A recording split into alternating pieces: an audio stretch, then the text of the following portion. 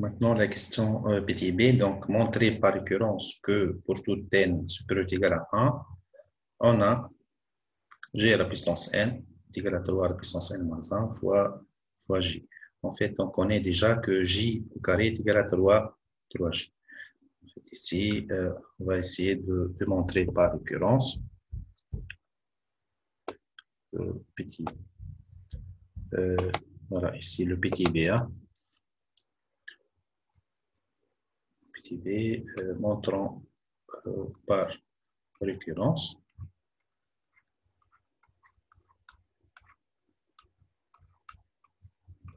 Par récurrence que fait quoi? Nous montrons par récurrence que pour tout n supérieur ou égal à 1, que pour tout n supérieur ou égal à 1, on cherche à démontrer que j à la puissance n, g à la puissance n est égal à 3 à la puissance n moins 1. Voilà. Voilà. C'est égal à 3 à la puissance n moins 1 fois j. En fait, pour la récurrence, passe par 3 étapes. Hein. Donc, je vais passer par l'étape 1, qui consiste à vérifier.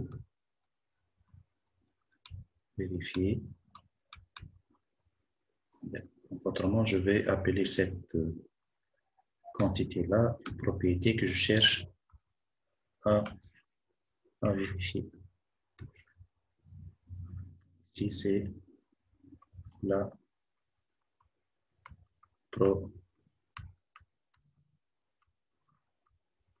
propriété de base. Donc, ici, l'idée, c'est de vérifier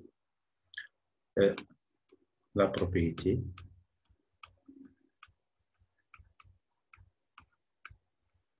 pour le premier terme. Autrement, pour le premier terme, pour n égale à 1. En fait, si je remplace le n par 1, qu'est-ce que je vais trouver? Je vais trouver que g, ici, donc j à la puissance n, donc j à la puissance 1 est égal à 3 à la puissance n moins 1. 1 moins 1, ça donne 0 fois j. Autrement, j est égal à 3 à la puissance 0. Ici, c'est 1 fois j, donc ça donne en fait j. Donc, on peut conclure que la propriété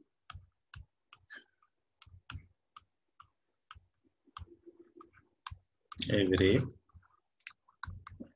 pour n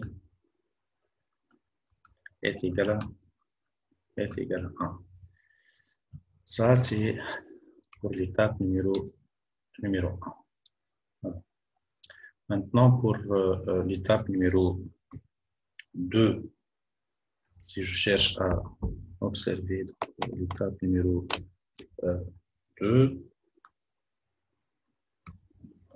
l'étape 2 de la récurrence, étape numéro 2, l'idée ici, c'est de supposer que la propriété est vraie pour n. Qu'est-ce qu'on suppose? Donc, supposons que la propriété est vraie pour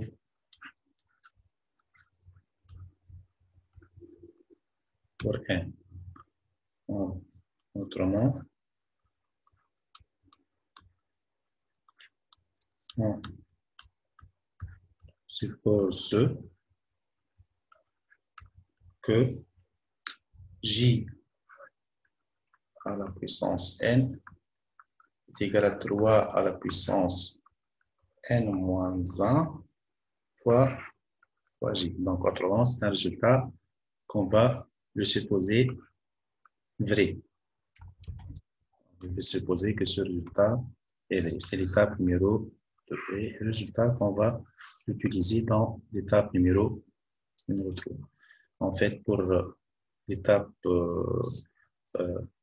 3, donc ici, si je reviens à l'étape numéro 3, étape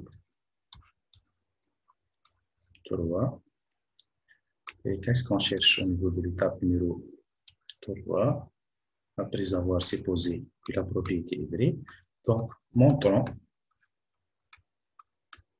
que la propriété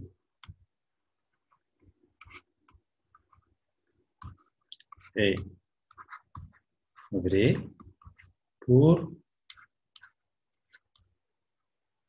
n plus 1. Autrement, qu'est-ce qu'on cherche à démontrer autrement?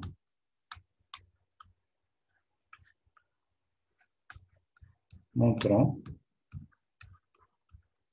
que si je remplace ici n par n plus 1, j'aurai j à la puissance n plus 1 est égal à 3 à la puissance n plus 1 moins 1, 3 à la puissance n fois j. C'est le résultat que je cherche à démontrer.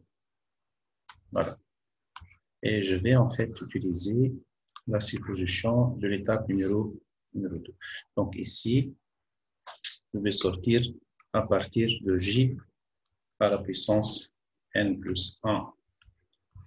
Et je vais la subdiviser sous la forme de j à la puissance n fois j est égal à quoi? Déjà, on a supposé que j à la puissance n est égal à 3 à la puissance n moins 1 fois j, et ici j fois j. Donc, est égal à 3 à la puissance n moins 1 fois j au carré. Or, on connaît j au carré déjà est égal à 3j au carré est égal à 3j. Donc, est égal à 3 à la puissance n moins 1 fois 3j. Et en fait, 3 à la puissance n moins 1 fois 3, c'est 3 à la puissance n. Donc, j'arrive à démontrer que j à la puissance n plus 1 est égal à 3 à la puissance n fois j. Et comme ça, donc j'arrive à démontrer ce résultat. Autrement, je peux conclure que, en fait, que la conclusion ici que la propriété est vraie pour n plus 1. Donc, d'où cette propriété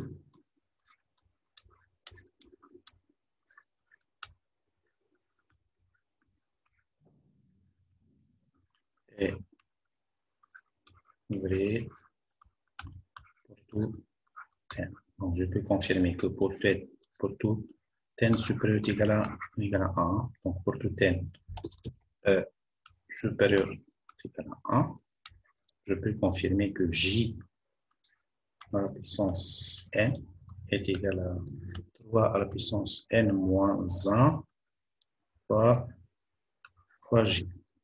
Et comme ça, donc je confirme ce résultat en utilisant la démonstration par récurrence. Voilà.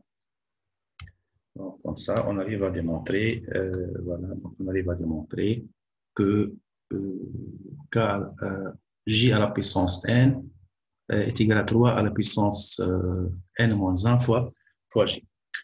Voilà. Donc, c'est la démonstration par récurrence. Voilà.